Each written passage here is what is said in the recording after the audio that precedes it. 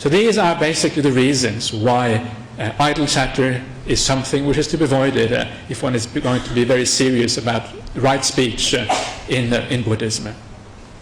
So these are the 4 aspects of right speech. I talked about only 3 of them, and I think they are interesting because they're not talked about all that often. And they do actually have an effect on our moral practice and the way we live our moral life. Now the last factors of morality here is the morality of the mind. And now we are coming basically to morality which really only affects ourselves. And this is the case where we do these things because we want to be kind to ourselves. We take anger, for example. As long as you don't express that anger outwardly in body or speech, it's basically only you who get hurt by this anger. So in this case, you shouldn't be angry because it hurts yourself.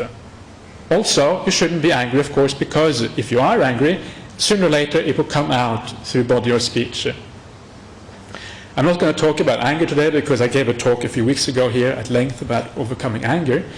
But the second factor here is greed. Greed is a second factor of mind, which is to be avoided as unwholesome.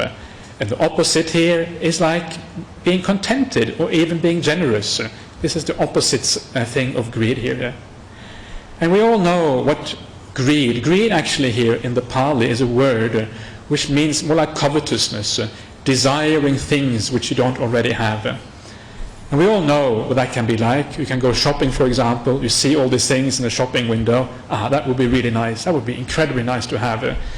Now how can I get that? I can't really afford it, or maybe I can get hold of it somehow.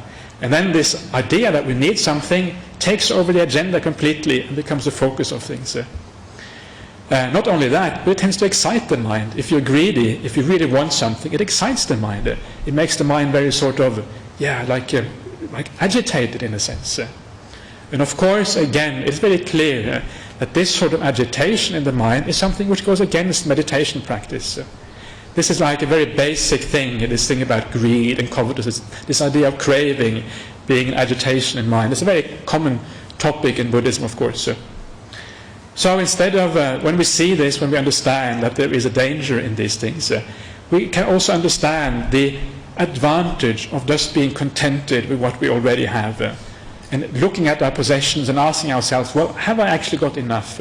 This is, of course, very difficult. And there will always be times when we haven't got enough, when we need something else.